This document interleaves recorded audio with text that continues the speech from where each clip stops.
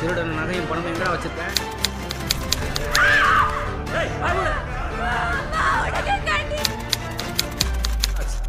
ஐ அப்ஜெக்ட் கோர்ட்ல இருக்கிறது மட்டும் சொன்னா போதும். பிளஸ் 2 பேர் தொடர்ந்து. ஐ அம் ashamed to say இன்னொன்று உண்மையாக போலீஸ் ஸ்டேஷன் இன்ஃபார்ம் பண்ணிட்டு போலாம். மிஸ்டர் Chandru,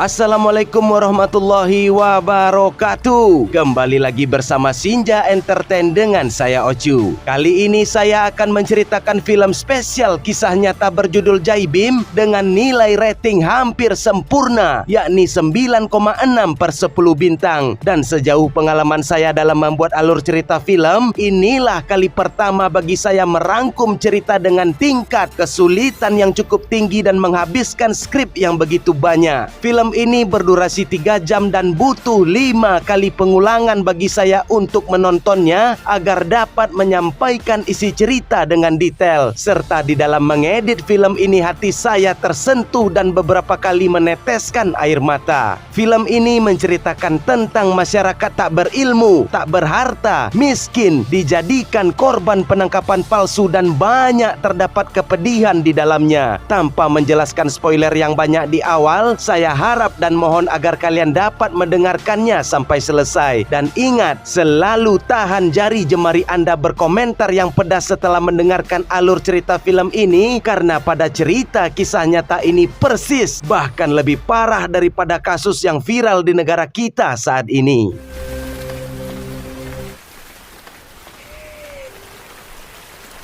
Berlatar pada tahun 1995, kisah nyata tentang penindasan pihak kepolisian ini dibuka dengan memperlihatkan pihak kepolisian membebaskan para tahanan yang telah selesai menjalani hukuman, tapi hal itu hanya berlaku untuk tahanan yang berkasta tinggi. Sedangkan untuk tahanan yang berkasta rendah, mereka akan ditangkap serta dituntut kembali dengan kasus kejahatan yang baru yang tak pernah mereka lakukan. Bahkan karena ke-12 orang tahanan berkasta rendah ini masih dianggap kurang dalam menutupi kasus yang baru, pihak kepolisian tanpa hati nurani membebankan mereka dengan 2 kasus sekaligus tanpa memikirkan perasaan keluarga para tahanan yang berada di sana untuk menjemput kepulangan mereka. அங்க போய் நில்லு, போட்டு விடுங்க. எவன் வந்து கேட்க போறான்? Kabar tentang penindasan orang miskin itu pun sampai ke telinga seorang pengacara yang adil, jujur, tegas, serta tak pernah meminta bayaran dari setiap kasus yang ia selesaikan. Beliau bernama Hotman. Di pengadilan inilah dengan semangat yang berfire-fire Hotman menantang keputusan kepala polisi yang membuat undang-undang baru yang menyatakan bahwa setiap anggota polisi hanya akan naik pangkat jika menyelesaikan sebuah kasus. Dan akan pengesahan undang-undang tersebut banyak anggota polisi yang melakukan penangkapan palsu demi kenaikan jabatan. போலீஸ்க்கு தான் promotion DGP போட்ட ஒரு சும்மா charge sheet போட்டு arrest பண்ணிருக்குது police. ஒரு innocent tribe. Meskipun pengacara dari pihak kepolisian ini cukup tangguh dan ahli dalam membela polisi, tapi Hotman mampu melawan ketiga pengacara ini, bahkan berhasil memenangkan persidangan. Sehingga hakim pun memutuskan untuk membebaskan 12 orang yang ditangkap tempo hari, serta akan memeriksa 7.000 napi yang ditangkap sejak hari pertama undang-undang jabatan disahkan oleh kepala kepolisian. 2 வாரத்துல 7,000 கேஸ்ல குற்றவாளிகள். My lord, ஜாமீன்ல ரிலீஸ் பண்ண order pass பண்றேன். Charge sheet போடப்பட்ட அந்த 7,000 பேரும் Sejak kemenangannya pada pengadilan itulah, Hotman selalu melakukan gerakan yang menentang kebijakan aparat kepolisian. Dari semua sidang yang dilakukan Hotman, tak pernah sekalipun ia mengalami kekalahan. Bahkan Hotman berani dengan lantang mempermalukan perwira tinggi bintang 1 kepolisian tepat di depan wajahnya. Sir காவலுக்கு நிக்கிற போலீஸ்காரங்களை எவ்வளவு கேவலமா பேசுறான் பாருங்க. அடிதடி படையா. Law is a very powerful weapon. இதுல 800 குடும்பத்தோட எதிர்காலம் கேள்விக்குறியாது. நல்லம் உழிந்திடவே கிடைக்கும்னா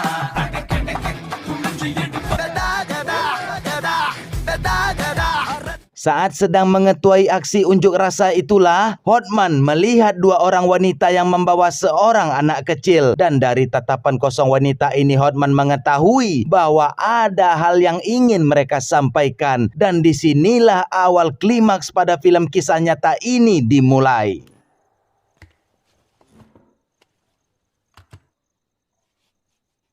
என்ன நடந்துச்சோ அதை அப்படியே சொல்லணும். Mundur ke 30 hari sebelumnya, di sini saya akan menceritakan sedetail mungkin dan saya harap saudara dapat mendengarkan dan mengerti dengan apa yang saya sampaikan. Wanita ini bernama Rina. Ia memiliki suami bernama Ricky dan anaknya bernama Linda. Ricky mempunyai kakak bernama Raka dan mempunyai keponakan bernama Rico. Keluarga mereka hidup miskin dan tinggal di pinggiran desa karena mereka memiliki kasta yang rendah. Untuk bertahan hidup, mereka bekerja di sawah orang yang berkasta tinggi. Makanan sehari-hari mereka didapatkan dari hasil berburu seperti tikus, biawak, kelinci, serta kandiak gadang. Rumah mereka semua beratapkan dedaunan dan tanah sebagai alasnya. Meskipun demikian, rasa syukur mereka sangatlah tinggi sehingga dalam menjalani hidup yang serba kekurangan, mereka selalu menghadapinya dengan senyuman.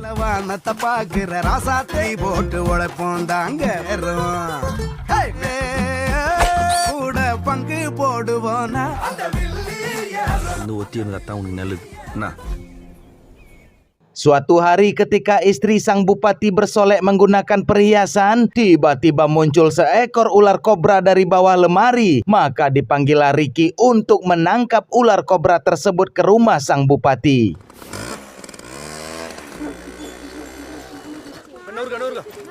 Sampailah di rumah bupati dengan segenap keahliannya Ricky mencari ular tersebut dan menemukan perhiasan yang terjatuh lalu mengembalikannya dengan jujur. Ricky pun beralih ke gudang dan di sana ia berhasil menemukan dan menangkap ular tersebut. Atas keberhasilannya Ricky pun diberikan bingkisan oleh istri sang bupati dengan kain karena ia merasa tak mau bersentuhan langsung dengan kasta yang rendah. Dan ketika akan kembali pulang, Ricky pun diminta untuk mendorong mobil dan bupati memberikan beberapa lembar uang. Tapi Ricky menolak dan berkata, sudah kewajiban membantu sesama apalagi tinggal di desa yang sama. Mendengar ucapan Ricky ini pun istri sang bupati langsung menempik perkataan Ricky dan mengatakan, ia tak sudi dianggap tinggal dengan kasta yang rendah.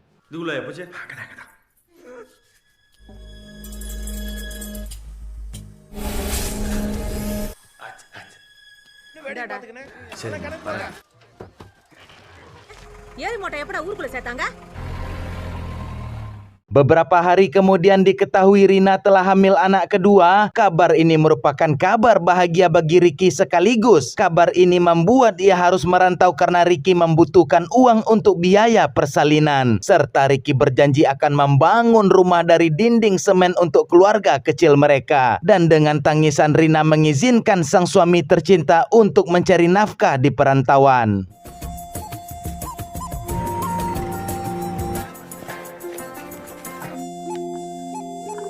Disinilah malapetaka itu muncul tatkala rumah sang bupati kemalingan dan Ricky lah dianggap sebagai pelaku pencurian perhiasan serta uang milik istri sang bupati. Kapolsek langsung turun tangan menangani karena bupati ini merupakan pemimpin dari partai yang berkuasa dengan karir yang akan jauh lebih mentereng ke depannya. Maka dari itu, ia akan mencari Ricky dan menangkapnya.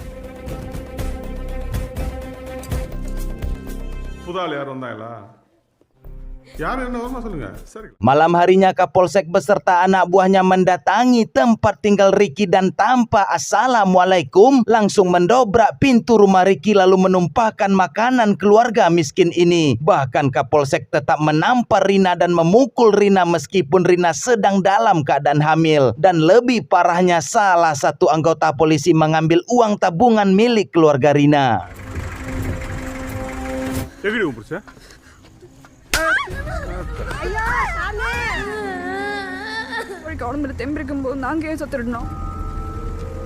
Tidak menemukan Ricky karena ia sedang bekerja di perantauan, maka Kapolsek juga menyeret kakaknya Ricky yakni Raka beserta keluarganya untuk dimintai keterangan secara paksa. Bahkan keponakan Ricky yakni Rico juga tak luput dari kejaran pihak kepolisian.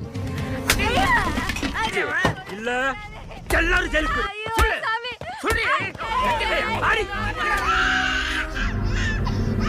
Sang bupati dari partai yang berkuasa telah berada di kantor Kapolda untuk melaporkan perampokan yang terjadi di rumahnya. Kapolda pun langsung menghubungi Kapolsek dan menekan untuk menuntaskan masalah bupati secepatnya. Maka dari itu, akibat tekanan inilah membuat Kapolsek mengambil tindakan tegas yang tidak berperi kemanusiaan.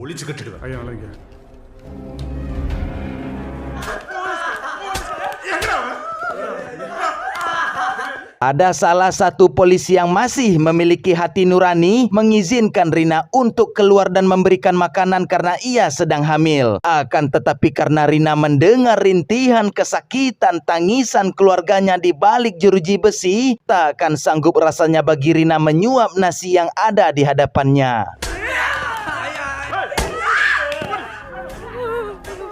Sementara itu beralih kepada Ricky di perantauan yang meminta izin kepada majikannya untuk pulang karena rindu dengan anak dan istrinya. Ia pun terlebih dahulu berhenti di pasar membelikan mainan untuk Linda. Akan tetapi di sana terdapat beberapa cepu kepolisian yang telah melihat Ricky pun mengambil tindakan kasar yang nantinya Ricky akan diserahkan pada Kapolsek.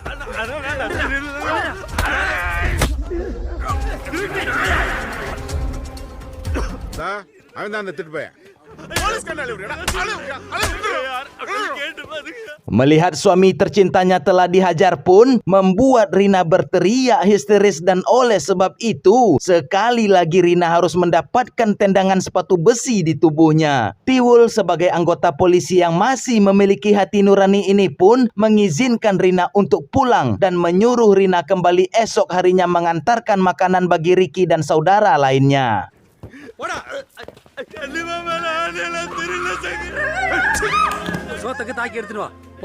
Di dalam sel tentunya Ricky dan saudaranya tidak mengakui perbuatan yang tidak mereka lakukan. Maka Kliwon menggantung dua ibu jari Riko lalu memukulinya tiada henti. Bahkan dengan tega bolang menggiling cabai lalu meletakkan cabai tersebut di setiap luka pada tubuh Ricky agar Ricky mau mengakui pencurian yang mereka tuduhkan.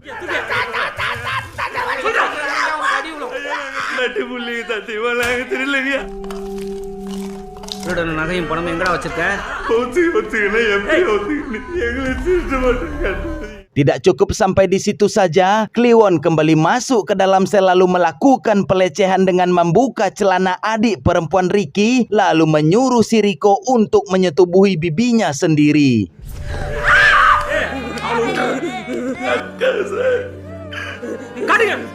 Keesokan harinya Rina kembali datang ke kantor polisi untuk mengantarkan makanan. Namun Rina menangis sejadi-jadinya tatkala melihat sang suami digantung layaknya hewan.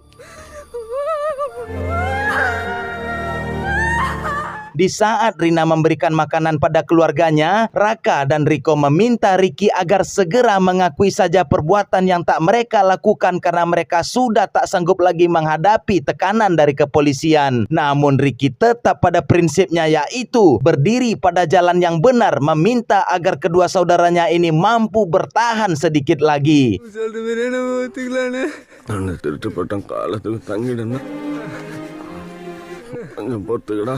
Rina pun kembali menangis melihat sang suami yang tidak dapat lagi menelan nasi akibat kekerasan yang ia terima. Mendengar jeritan Rina membuat Kapolsek kembali menghajar Ricky dan kembali menyeretnya ke dalam sel. Sekali lagi Tiwul selaku polisi yang masih memiliki hati nurani menyuruh Rina untuk menemui orang yang berkuasa di desa agar bisa membebaskan keluarganya.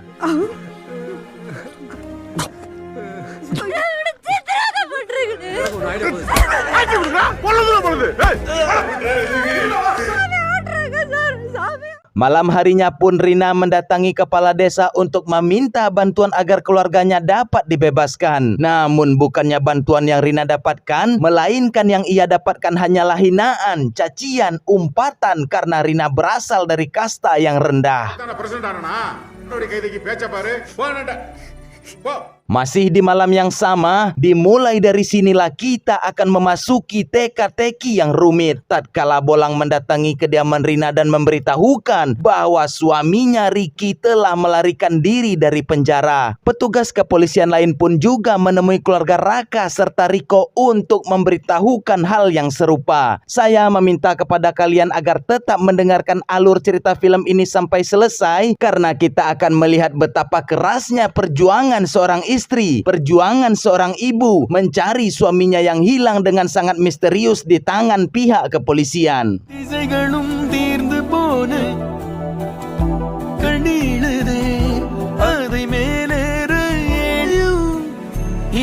Di desa tempat mereka tinggal ada satu orang guru wanita yang tergerak hatinya melihat perjuangan yang dilakukan oleh Rina. Guru ini bernama Najwa. Ia selaku orang yang berilmu membantu Rina dengan menemui ketua partai bernama Otto. Otto berasal bukan dari partai unggulan, tapi Otto mau membantu Rina dengan menjumpai Kapolda dan meminta sang Kapolda untuk menyelidiki peristiwa hilangnya suami Rina di dalam penjara. Apakah itu murni melarikan diri atau sengaja dihilangkan oleh bawahan dari sang Kapolda? பசங்களுக்கு சப்போர்ட் பண்ணதா கட்சி நடத்துறீங்களா? B home secretary SC/ST commission sir அந்த மாதிரி ஒரு கம்ப்ளைண்ட் வாங்கிக்கோங்க. Beberapa waktu kemudian Otto pun diberikan laporan hasil penyelidikan atas hilangnya suami Rina. Dan karena Otto berasal dari partai yang tak diunggulkan, tentunya ia memiliki keterbatasan dari segi ekonomi maupun segi relasi. Otto menyarankan Rina dan Najwa untuk segera mencari pengacara yang mau membawa kasus ini ke pengadilan. நகையை அடகு வச்சு பணம் வாங்கினதுக்கு எவிடன்ஸ் இருக்கு. ரிப்போர்ட்டை படிச்சு பாருங்க. 3 பேரும் வெளியூர் தப்பிச்சு போனதுக்கு ஐ விட்னஸ் இருக்கு. Najwa pun mendatangi serta menjelaskan kasus ini kepada puluhan pengacara yang ia temui. Tapi semua pengacara tersebut menolak permintaan mereka karena selain mematok harga yang tinggi, puluhan pengacara ini takut mengurus kasus yang diceritakan oleh Najwa. Karena pengacara ini menyadari lawan mereka adalah penjabat pemerintahan dan aparat kepolisian. Police தரப்புல ஸ்ட்ராங் ஐ விட்னஸ் இருக்கு. ஜாமீன் கூட கிடைக்காது. சட்டம் இருக்கா? தப்பு பண்ணலன்னா ஏன் தப்பிச்சு ஓடுறாங்க? Tidak mendapati hasil, Najwa kembali menemui Otto dan salah satu relasi Otto bernama Yusril mengatakan bahwa ada seorang pengacara di ibu kota bernama Hotman. Ia tidak pernah meminta upah atas jasanya, terlebih lagi kasus yang berbau tentang hak asasi manusia. Maka Yusril menyuruh Najwa untuk menemuinya atas rekomendasi dari Yusril. Dan disinilah kita akan segera kembali ke masa sekarang, dan karena inilah Najwa dan Rina menjumpai pengacara Hotman. கண்ணுக்குள்ளேயே இருக்குது. காப்பாத்துங்க sir. Kembali ke masa sekarang setelah Hotman mendengarkan seluruh cerita dari Rina. Lalu Najwa pun memberikan hasil penyelidikan polisi atas hilangnya suami Rina kepada Hotman. Dari hasil laporan penyidikan polisi inilah Hotman menyadari bahwa kasus ini merupakan kasus tersulit yang ia hadapi. Karena ia akan menghadapi para penjabat, aparat tinggi kepolisian, dan lawan pengacara yang pastinya sudah berpengalaman. இந்த போலீஸோட enquiry report.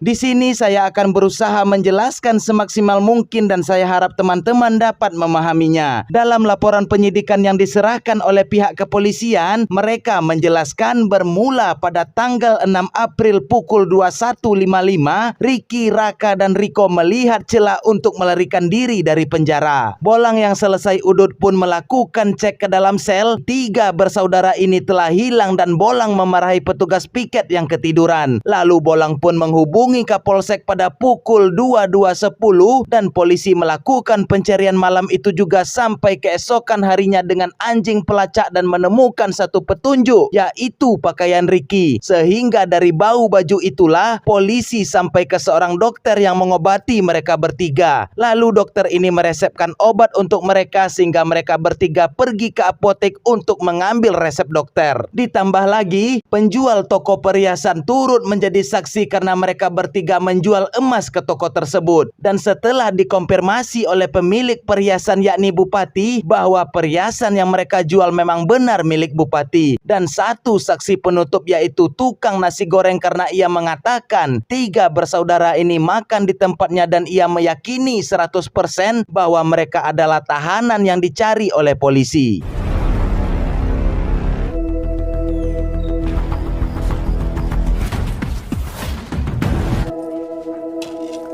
அதுக்கு மருந்து கொடுத்தேன், அவ்வளவுதான். டாக்டர் எழுதி கொடுத்த மருந்தை வாங்கிட்டு போனாங்க. 3 பேர் வந்தாங்க. ஆமா sir.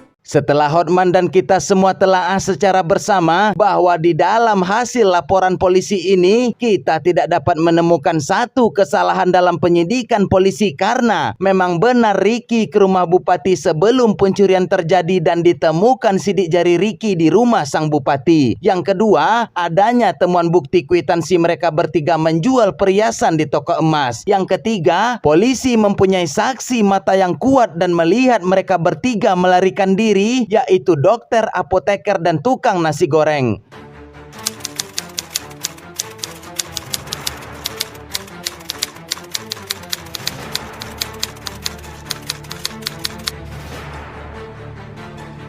Jelas hasil penyidikan ini membuktikan bahwa Ricky dan kedua saudaranya memang benar melakukan pencurian dan melarikan diri dari penjara. Tapi Hotman tetap berjuang mati-matian. Ia tidak tidur semalaman dan tetap mencari celah letak kesalahan penyidikan polisi, dan kita semua akan melihat bagaimana ganasnya seorang Hotman pada persidangan yang akan dilakukan esok hari.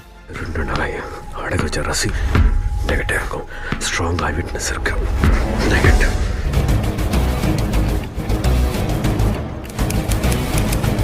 Esok harinya sebelum persidangan dimulai, Hotman menjelaskan kepada Rina dan Najwa bahwa ia akan mengajukan petisi bernama habeas corpus, yaitu sebuah petisi yang menuntut seseorang hidup dengan bebas tanpa ditahan oleh orang lain secara tidak sah. Rina pun dimintai untuk menandatangani petisi dan menunjuk Hotman sebagai pengacaranya. Tapi di sini Hotman sedih melihat orang yang berkasta rendah tidak diajarkan ilmu sehingga tak mengerti cara membuat tanda tangan. நீங்க கோர்ட்ல போட போற மனு பேர் APs corpus.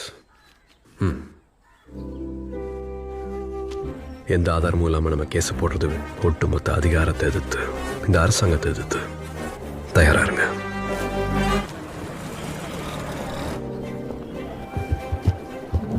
இந்த பக்கம்.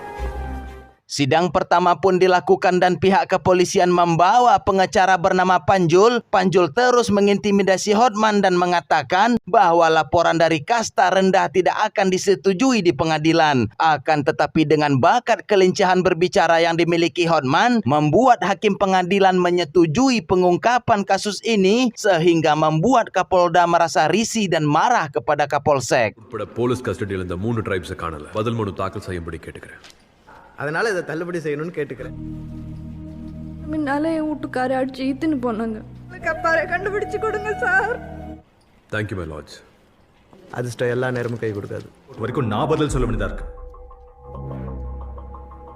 Sidang kedua pun dilakukan. Panjul memberikan laporan penyidikan yang dilakukan polisi atas bersalahnya Ricky dan kedua saudaranya. Hotman mengakui bahwa ia tidak memiliki kekuatan atas penyidikan polisi, tapi Hotman menceritakan sebuah kasus yang pernah terjadi dan kasus itu mirip dengan kasus yang dialami oleh Rina saat ini, sehingga pada waktu itu banyak mengungkap fakta kebohongan. Atas dasar inilah Hotman meminta kepada sang hakim untuk memeriksa semua saksi yang ada di dalam penyidikan polisi untuk dipastikan kebenarannya. Tanpa berpikir dan rundingan yang lama, hakim pun memutuskan untuk menyetujui permintaan Hotman. டைரக்ஷன்ல நடந்த enquiry report இது. இந்த ரிப்போர்ட்ல எங்களுக்கு நம்பிக்கை. Bring out the truth in front of this honorable court. ரிப்போர்ட்ல எங்களுக்கு நிறைய சந்தேகங்கள் இருக்கு.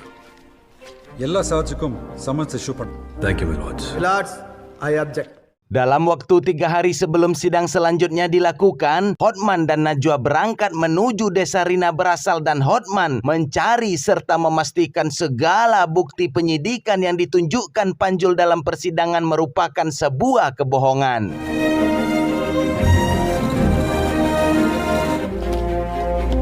Tibalah hari yang dimana sidang ketiga pun dilakukan. Semua saksi yang tercatat dalam hasil penyidikan polisi pun telah dihadirkan. Dimulai dari saksi yang pertama, yaitu Dr. Mahes. Hotman pun menanyakan apakah Dr. Mahes yang merawat Ricky dan kedua saudaranya. Dr. Mahes pun mengiyakan, lalu dilanjutkan dengan pertanyaan kedua Hotman, yakni berapa lama Dr. Mahes melakukan dan membuka praktek kedokterannya. Mahes menjawab bahwa ia menjadi dokter selama 8 tahun. Hotman pun melanjutkan pertanyaan ketiga, yaitu kapan Dr. Mahes menyelesaikan gelarnya dan gelar apa yang dimiliki oleh Dr. Mahes. Sang dokter pun mulai keringat dingin dan menjawab bahwa ia merupakan dokter Ayurveda yang merupakan dokter dengan keahlian pengobatan herbal. Dan akhirnya Dr. Mahes masuk ke dalam jebakan Hotman karena di plang nama tempat praktek Dr. Mahes bertuliskan ia bergelar dokter umum, sedangkan dokter dengan gelar Ayurveda tidak mempunyai legalitas memberikan resep obat kimia kepada apoteker. Dengan lantang Hotman menyampaikan kepada sang hakim bahwa bukan hanya sebagai saksi palsu, Dr. Mahes juga merupakan seorang dokter yang palsu.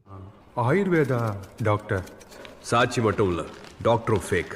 I object to this type of cross-examination. Saksi kedua pun dihadirkan, yaitu sang apoteker yang memberikan obat serta tukang nasi goreng yang melihat dan melayani Ricky dan kedua saudaranya. Kedua saksi yang dihadirkan ini membuat Hotman tak bisa membantah, sehingga hal itu pun membuat Panjul dan Kapolsek tersenyum bahagia. Akan tetapi Hotman meminta anggota polisi yang membuat laporan penyidikan tersebut untuk diperiksa, dan anggota tersebut adalah Tiwul. Hakim pun menyetujui permintaan Hotman yang membuat Panjul dan Kapolsek kembali mendadak panas dingin. ராத்திரி கடை மூடும்போது 3 பேர் வந்தாங்க சார். பார்த்தா புஷ்ஷம் மாதிரி புஷ்ஷம் கொடுத்து எதிர்த்தரப்பால சாட்சிகளை டிஸ்ப்ரூவ் பண்ண முடியும்.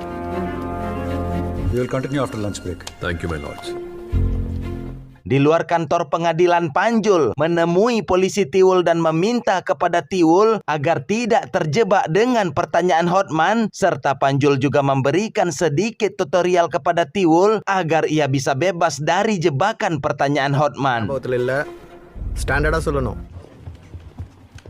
Sidang pun dilanjutkan kembali setelah makan siang. Tiwul telah berdiri di tempat saksi dan Hotman mencerca habis-habisan Tiwul dengan pertanyaan, apakah Tiwul yang melakukan penyidikan dan menulis langsung hasil laporan penyidikan yang melibatkan 4 saksi tersebut. Tiwul pun menjawab serta mengiyakan, dan Hotman langsung menyela dan berkata, jangan menyampaikan teks yang telah Anda hafal dari pengacara Anda, sehingga hal itu pun membuat hadirin sidang tertawa. Police station to medical shop எவ்வளவு தூரம்? வக்கீல் சாட்சியை குழப்புற மாதிரியும் இல்லைங்க, இன்ஸ்பெக்டர் நீங்க இந்த விசாரணையை நடத்தல.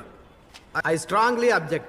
Dan disinilah Hotman menelanjangi pihak kepolisian karena Hotman mampu membuktikan kebohongan polisi dan laporan penyidikan mereka adalah palsu. Hotman memberikan bukti kepada sang hakim bahwa letak kantor polisi berada di tengah dan letak praktek Dr. Mahes berada di sebelah kiri kantor polisi. Sedangkan letak apotek berada di sebelah kanan kantor kepolisian dengan jarak masing-masing sejauh 2 km.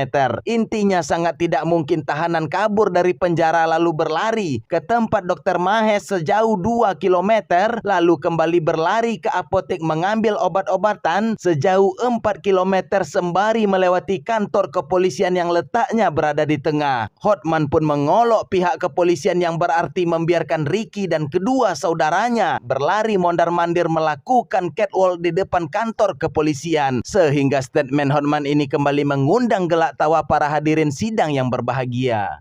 ஸ்டேஷனோட கிழக்கு திசையில 2 கிலோமீட்டர்ல இருக்கு. திசையில 3 கிலோமீட்டர் ஓடி போய் police station படி fashion parade பண்ணுவாங்க.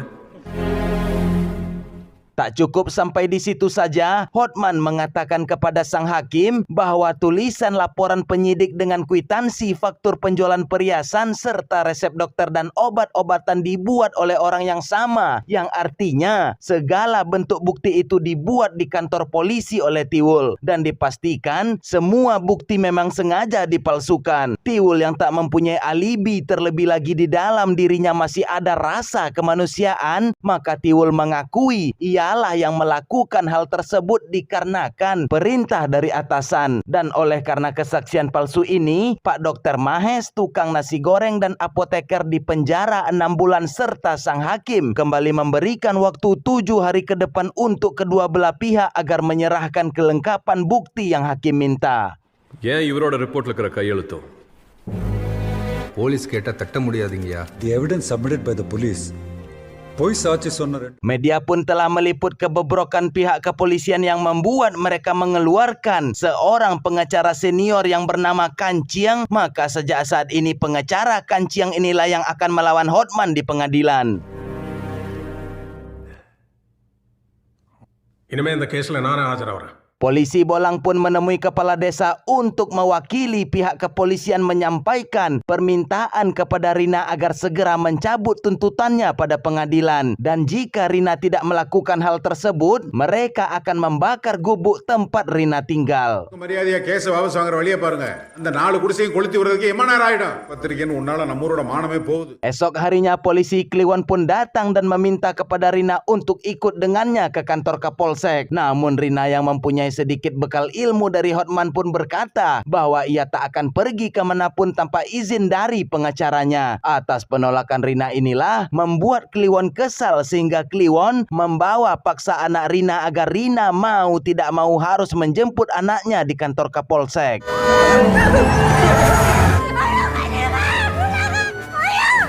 Sesampainya di kantor Kapolsek, Bolang, Kliwon, serta Kapolsek sendiri memohon agar Rina mencabut tuntutannya karena mereka akan kehilangan pekerjaan. Mereka pun menawari Rina uang ganti rugi, namun Rina kembali mengatakan, apapun yang kalian inginkan bicaralah dengan pengacaraku. Mendengar hal tersebut membuat Kapolsek dengan penuh emosi menampar Rina, dan sesaat kemudian telepon kantor Kapolsek berdering yang ternyata panggilan itu berasal langsung dari orang nomor 1 di kepolisian India yang meminta agar Rina dan Linda diantarkan pulang saat ini juga dengan mobil kepolisian. Ternyata sebelum menjemput anaknya ke kantor Kapolsek, Rina menghubungi Hotman dan melaporkan bahwa polisi telah melakukan penculikan terhadap anaknya. Dengan bergegas, Hotman melaporkan pada pengadilan tinggi yang berujung membuat Kapolsek mengeluarkan keringat sebesar jagung karena ditelepon dimaki oleh kepala kepolisian. Di sini saya sangat senang sekali melihat polisi mengemis ingin mengantar Rina dan anaknya pulang ke rumah.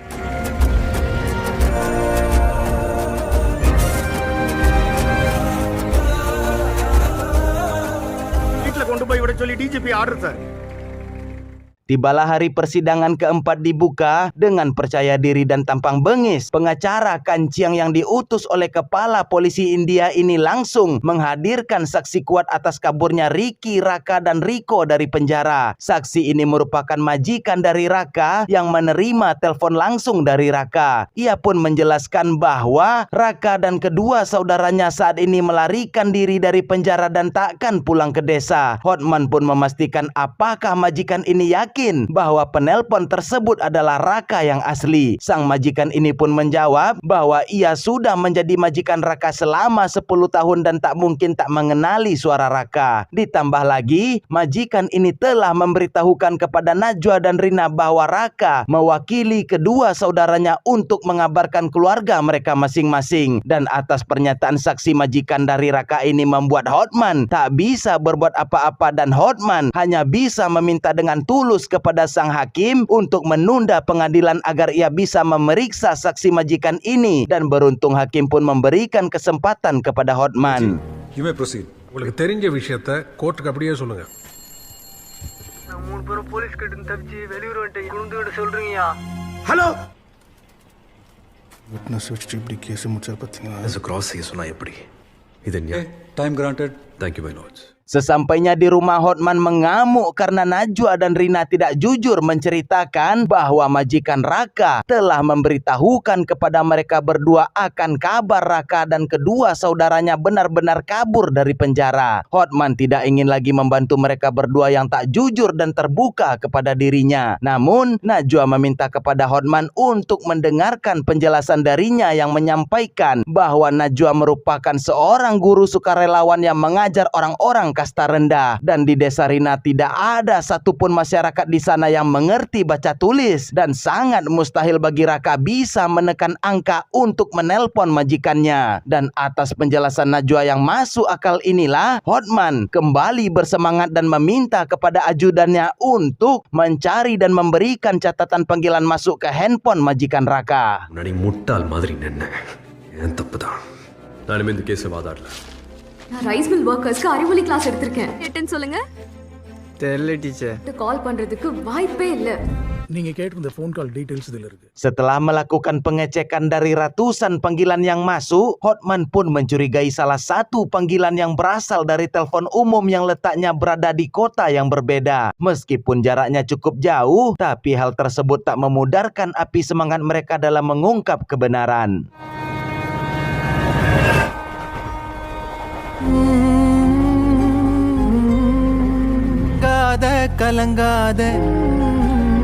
Sesampainya mereka semua di telepon umum yang dimaksud, penjaga telepon yang bernama Rajesh ini sedikit acuh tak acuh dan tak mengingat siapa saja yang melakukan panggilan telepon sebulan yang lalu. Singkat cerita, Hotman berhari-hari melakukan pencarian dan menelusuri semua tempat di desa ini namun tak berhasil menemukan suami Rina dan kedua saudaranya. Sehari sebelum mereka berangkat kembali menuju pengadilan, karena melihat ketulusan dan tangisan air mata dari Rina, membuat Rajesh membantu dan bersedia menjadi saksi di pengadilan. அவங்க இந்த எஸ்டிடி பூத்ல தான் பேசியிருக்காங்க.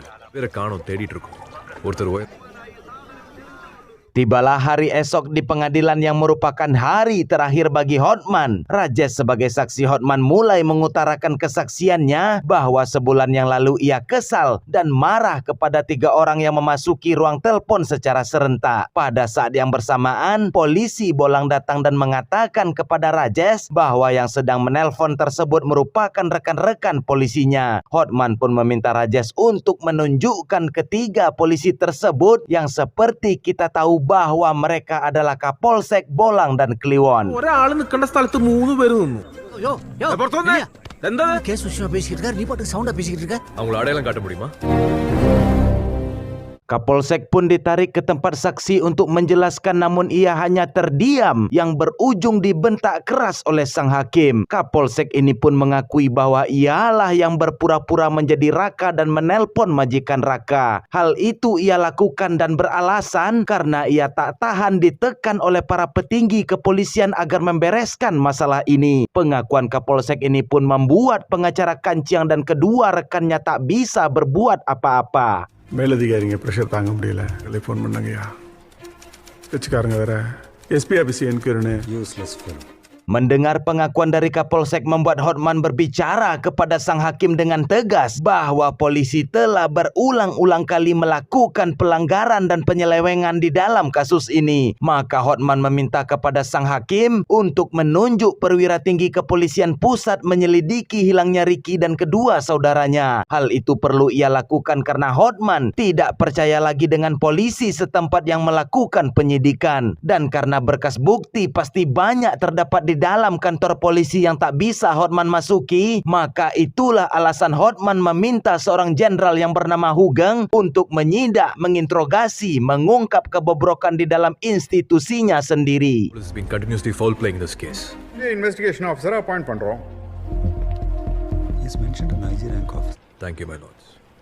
Hotman pun telah sampai di kantor Jenderal Hugeng, tapi sebelum Hotman masuk, Hugeng mendapat telepon dari kepala polisi untuk menangani Hotman dengan hati-hati dan lindungi nama baik kepolisian dengan cara apapun. Di sini dapat kita ketahui bersama bahwa ternyata mau dimanapun, pangkat apapun ternyata sama saja. Dan setelah Hotman masuk ke dalam kantor Jenderal, tanpa basa-basi Hotman memberikan laporan hasil sidang tentang kejahatan anak buahnya kepada Hugeng. Dan Hotman meminta agar Hugeng ikut dengannya untuk mendengar tangisan para korban penangkapan palsu secara langsung. கெட்ட பேர் வந்துடக்கூடாது.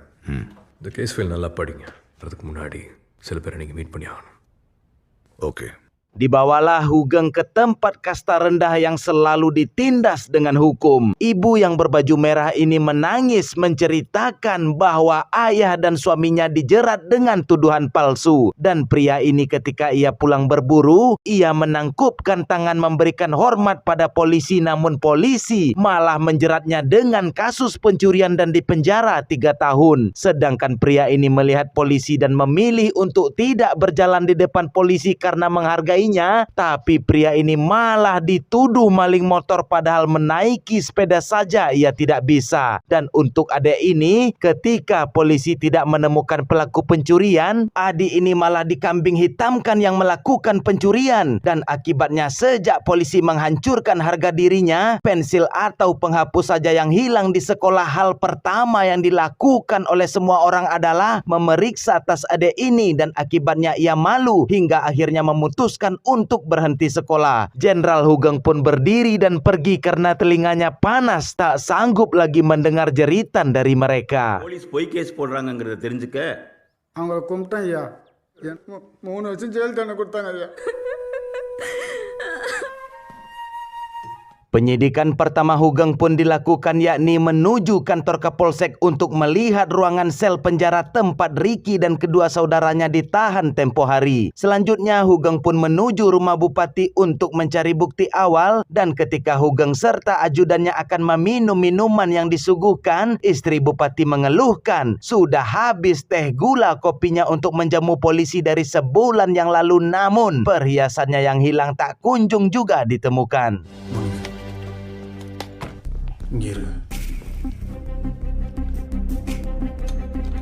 விசாரிக்க வந்த போலீஸ்காரங்களுக்கு கடவுள் தான் மிச்சம். தைரியமா அழாம சொல்லுமா. Esok harinya Jenderal Hugeng memanggil seluruh anggota kepolisian sektor dan menginterogasi mereka satu persatu, sembari merekam semua penjelasan anak buahnya tentang hilangnya Ricky bersaudara. Dan hasil rekaman itu ia berikan kepada Hotman melalui ajudannya agar Hotman bisa mempelajari di mana letak kebohongan kepolisian. ஐயா.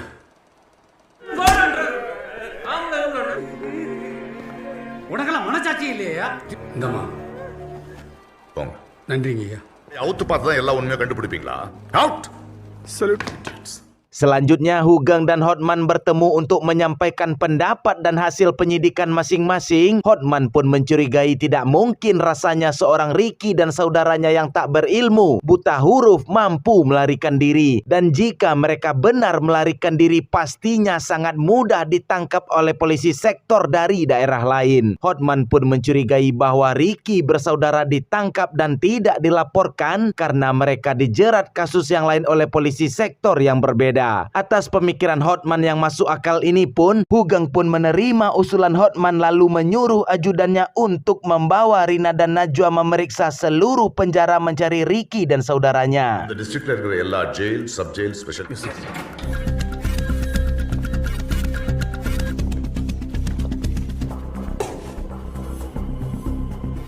Sementara itu Hugeng dan Hotman terus berpindah dari kantor polisi satu ke kantor polisi lainnya. Mereka pun mencari berkas tentang apakah ada penangkapan Ricky bersaudara di sektor yang mereka singgahi. Meskipun telah berhari-hari lamanya mereka tetap tidak menemukan hasil. Tapi Hotman melirik suatu berkas korban tabrak lari tanpa identitas yang ciri-cirinya mirip dengan Ricky, suaminya Rina. Maka dengan wewenangnya Hugeng meminta data lengkap serta foto mayat korban tabrak lari tanpa identitas selama 30 hari terakhir. ஸ்பாட்டுக்கு ஃபர்ஸ்டா போனோம் சார். ஆமாம் சார். கடைசி வரைக்கும் செத்தது யாருன்னு மாசம் நடந்த இட்டர்னன் கேஸ்க்கான எல்லா போட்டோஸ் இருக்கு. Betapa terkejutnya Najwa mendapati foto Ricky berada dalam daftar temuan mayat korban tabrak lari tanpa identitas. Dan atas telah meninggalnya suami tercinta yang saking sedihnya membuat Rina histeris sejadi-jadinya, dan hal itu pun juga berlaku kepada Hotman. Dan hasil dari mengobrak-abrik seluruh berkas pada kantor kepolisian, Hotman akan menunjukkan bagaimana kerasnya dan beringasnya ia dalam sidang selanjutnya.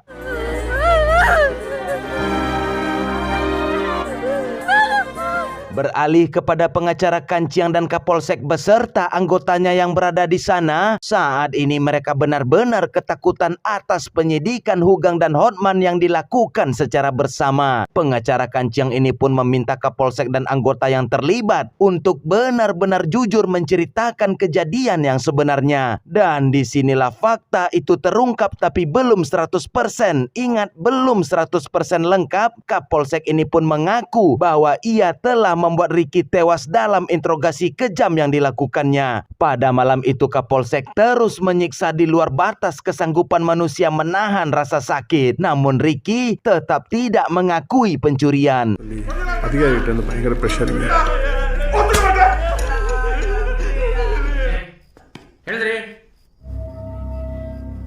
Petugas piket Bolang dan Kliwon panik mendapati Ricky yang telah meninggal. Lalu mereka bertiga pun bersekongkol tanpa memberitahukan anggota polisi yang lain dan membawa mayat Ricky menggunakan mobil polisi untuk dibuang. Mereka pun juga membawa Raka serta Riko dengan mata yang ditutupi menggunakan mobil yang sama. Sementara Bolang bertugas menyabotase segala bentuk bukti yang menunjukkan Ricky bersaudara telah melarikan diri dari penjara.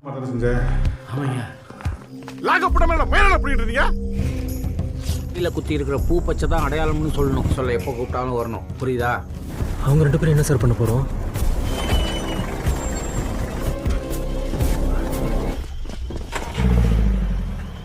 Meskipun pengacara Kanciang ini telah mengetahui fakta yang sebenarnya, akan tetapi karena ia telah dijanjikan kursi DPR jikalau berhasil membersihkan nama kepolisian, maka pengacara Kanciang ini akan tetap melawan Hotman di pengadilan esok hari. ஐ விட்னஸும் இல்லை, இருக்கிற இடம் தெரியாமல் இருக்கணும். சரிங்க. எஸ்பி ப்ரெஷரில் நீங்கள் அடிச்சிங்க. Sidang ke-6 pun dilakukan. Pengacara Kanciang memberikan bukti laporan penyidikan polisi yang menerangkan bahwa Ricky meninggal di saat ia melarikan diri dari penjara dan sebagai saksinya adalah polisi dari daerah yang berbeda. Pengacara Kanciang pun memohon kepada sang hakim untuk segera menutup kasus ini. Namun tak semudah itu Ferguson. Hotman berbekal selama beberapa hari mengacak-ngacak berkas di kantor kepolisian. Ia pun memanggil polisi Bolang selaku petugas yang membuat laporan penyidikan. Bolang pun menjelaskan bahwa Ricky bersaudara melarikan diri pada pukul 21.50 lalu melaporkan melalui telepon kepada Kapolsek atas hilangnya Ricky pada pukul 22.10. Hotman pun memberikan catatan panggilan masuk dan keluar di kantor Kapolsek sangat berbeda dengan yang Bolang jelaskan. Sebenarnya Bolang mengetahui hilangnya Ricky bersaudara pada pukul 21.10 dan ia langsung menelpon Kapolsek. Intinya laporan palsu yang dibuat oleh Bolang dan laporan asli yang dipegang oleh Hotman memiliki perbedaan jarak waktu selama 1 jam. Seperti yang telah kita ketahui bahwa waktu 1 jam inilah yang Kapolsek gunakan dengan Bolang serta Kliwon untuk membuang mayat Ricky dan memalsukan kwitansi perhiasan dokter dan apoteker. Namun hal ini belum diketahui pada pengadilan. Untuk itulah Hotman meminta waktu tambahan kepada sang hakim untuk mencari Raka dan Riko karena mereka berdualah saksi kunci yang sebenarnya. அந்த உண்மை தெரியணும்னா இவங்க 2 பேரும் தான் ஐ witness. We need more time to investigate, my lords. Steering in 10 days.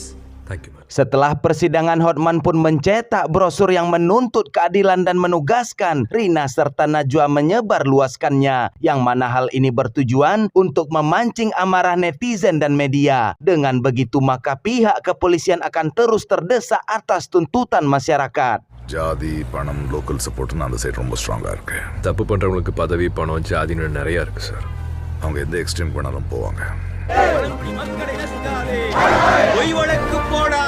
Dan terbukti hal itu pun berhasil membuat kepala polisi memanggil Jenderal Hugeng dan meminta kepada Hugeng agar merundingkan kasus ini secara kekeluargaan dan sogokan. Namun Hugeng membantah dan bersedia dipecat karena ia melakukan penyelesaian kasus ini menggunakan hati nuraninya. இந்த கேஸ்னால நம்ம டிபார்ட்மெண்ட்டுக்கு ரொம்ப என்னால் காம்ப்ரமைஸ் பேச முடியும், ஆனால் இதுக்காகவும் என் மனசாட்சி விட்டு கொடுக்க முடியாது. Lalu Rina pun juga dipanggil menghadap kepala polisi dan Rina diminta untuk mencabut tuntutannya. Kepala polisi ini pun akan memberikan uang yang banyak sebagai ganti rugi yang Rina alami. Namun atas jawaban Rina membuat saya takjub tatkala Rina mengatakan, bayangkanlah anak saya tidak mempunyai seorang ayah tapi hidup dengan banyak uang. Haruskah saya memberitahukan kepada anak saya bahwa kita makan dan hidup saat ini atas pemberian orang yang memukuli ayah kalian sampai mati? Rina pun melanjutkan, lebih baik ia kalah di dalam kasus ini, tapi Rina dengan bangga mengatakan kepada anaknya bahwa mereka pernah berjuang bersama melawan sang penguasa hukum yang zolim. இந்த கேஸ் ஜெயிக்காது, பசங்களோட எதிர்காலத்துக்கு தேவைப்படும். சொல்லட்டுமா சார்? அடிச்சே கொண்டவங்க கொடுத்த காசு கொலகாரங்க காசுல சோறு தின்ன முடியும். Dalam upaya mencari saksi kunci yakni Raka dan Riko, Hotman pun memutar ulang rekaman video interogasi internal yang dilakukan Jenderal Hugeng kepada Kapolsek. Dari sinilah ia menyadari bahwa majikan Raka sangat mengenal suara Raka karena memang benar Raka lah yang menelpon majikan atas dasar paksaan dari Kapolsek. Hotman pun juga telah mengetahui bahwa Kapolsek pernah bertugas di Desa Koto Baru dan masih berhubungan baik dengan petugas polisi yang ada di Desa Koto Baru. Dengan cepat, Hotman pun memastikan bahwa Raka dan Riko pasti dijebloskan ke dalam penjara di Desa Koto Baru secara tertutup dan tanpa identitas.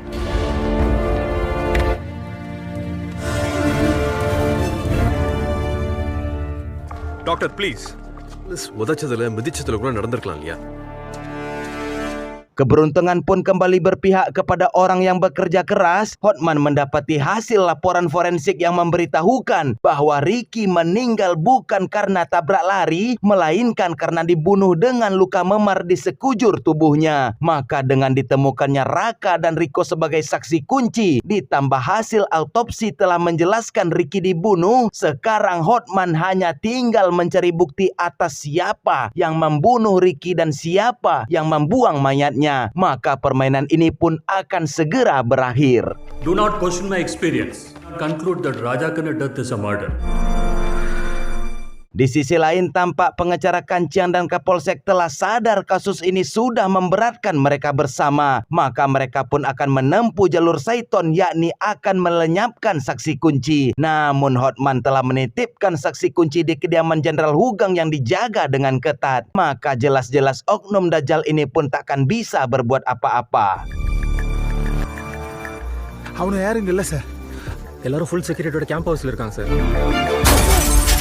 Tibalah di persidangan terakhir yang akan membuat masyarakat mengetahui fakta yang sesungguhnya. Riko menceritakan dengan menangis kepada sang hakim bahwa mereka dipaksa mengakui perbuatan yang tak mereka lakukan. Tak peduli sebanyak apa mereka menjelaskan kepada Kapolsek, tetap saja Kapolsek menyiksa mereka sampai melebihi batas ketahanan tubuh mereka. நடந்துச்சுன்னு பயப்படாம சொல்லுங்க. ஒத்துக்கிறியா? ஒத்துக்க மாட்டா?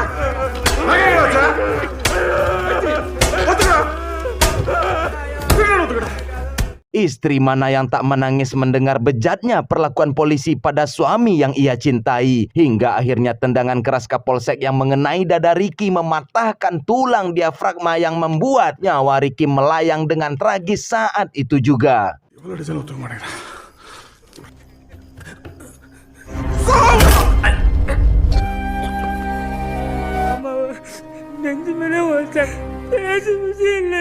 Riko pun berusaha membangunkan kedua pamannya yang telah tak sadar dalam waktu yang cukup lama. Hal itu pun membuat Riko mengadukan kepada Bolang dan Bolang langsung memeriksa keadaan Ricky serta Raka. Meskipun telah mencoba menyadarkan mereka berdua berulang-ulang kali, namun mereka tak kunjung juga sadar. Sehingga hal itu pun membuat Bolang dan Kliwon menaburkan bubuk cabai ke dalam bola mata Raka dan beruntung Raka merespon rasa perih bercampur panas tersebut yang menandakan ia masih hidup. Sementara Ricky yang telah ditaburkan bubuk cabai hingga berulang-ulang kali ini pun tak juga merespon yang menandakan ia telah meninggalkan dunia yang hanya tempat permainan dan senda gurau belaka ini. Al-Quran Surat Muhammad ayat 36.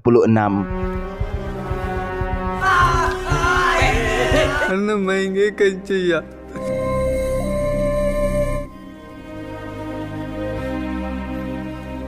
Pengacara Kanciang terus berusaha membela kepolisian namun tak diberikan kesempatan oleh Hotman yang membawa saksi dokter forensik yang mengatopsi mayat Ricky. Dokter ini pun memastikan bahwa Ricky benar-benar tewas di dalam penjara dan bukan karena tabrak lari. Hal ini ia buktikan ketika memeriksa mayat Ricky, ia menemukan bubuk cabai di dalam kedua bola matanya tapi tidak menyebar, yang menandakan Ricky telah meninggal. Makanya ketika diberi bubuk cabai matanya tidak merespon sehingga tidak menyebar ke seluruh jaringan mata. எப்படி ஒருத்தரால இவ்வளவு தூரம் வந்திருக்க முடியும்?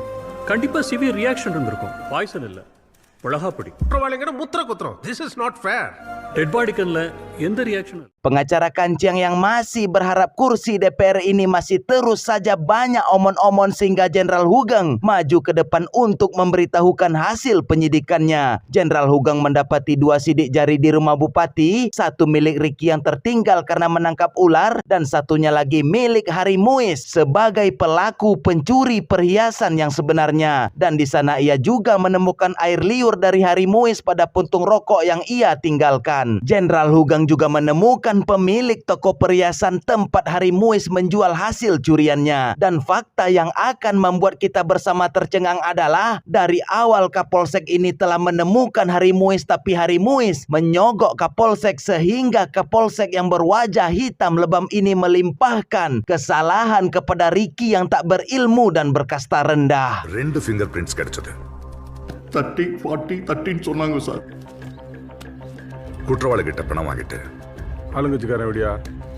Penyidikan Jenderal Hugeng diperkuat dengan temuan jejak sepatu dan jejak ban mobil di tempat TKP Kapolsek membuang mayat Ricky. Dan kedua temuan bukti ini cocok dengan sepatu milik Kapolsek serta jejak ban mobil juga cocok dengan mobil yang ada di kantor Kapolsek. Jenderal Hugeng memastikan bahwa pelaku di balik ini semua adalah Kapolsek Bolang dan Kliwon. Jenderal Hugeng pun merasa malu untuk mengakui dan mengatakan bahwa Ricky benar-benar telah dibunuh oleh anggota kepolisian di dalam penjara.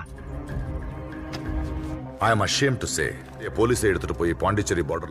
Atas kebenaran ini telah terungkap dengan jelas. Hotman menceritakan kepada sang hakim tentang masalah pandangan orang-orang yang membedakan manusia berdasarkan kasta. Jika sejarah ini tidak dirubah, sampai kapanpun keadilan di negeri perindapan tidak akan pernah mencapai puncaknya. Sampai kapanpun rakyat miskin akan selalu ditumbalkan untuk penangkapan palsu. Sampai kapanpun pekerja rendahan akan dipalak dengan undang-undang yang merampok penghasilan mereka yang tak seberapa dibandingkan dengan wakil rakyat. Hotman meminta kepada sang hakim untuk menjerat hukuman yang seberat-beratnya kepada pelaku. Dan Hotman juga meminta kompensasi materi serta hibah tanah untuk para korban. Dan alhamdulillahnya hakim yang adil ini pun mengabulkan tuntutan Hotman. Tak lupa hakim ini pun berterima kasih kepada Hotman yang berjuang mati-matian membela kaum miskin. Serta Jenderal Hugeng mendapati pujian karena melakukan penyidikan dengan transparan meskipun mendapatkan tekanan dari atasan. வரலாறு தெரியாதவங்களுக்காக சொல்றேன். அட்ரஸ் இல்லாத அனாதைகளா நடத்தப்படுறாங்க. வரலாறு தெரியாம போனதுனால தான் சார் போடப்பட்ட ஒரு சாதாரண வழக்கு கிடையாது. இந்த வழக்குல குற்றவாளிகளுக்கு கடுமையான தண்டனை கொடுக்கணும். உரிய நஷ்டஈடு வழங்கப்படணும். நஷ்ட ஈடாக செங்கேனிக்கு முருகேனி பெயர்ல ஊரோட மைய பகுதி இந்த நீதிமன்றம் ஆணையிடுது. பொய் வழக்குகளில் அப்பாவி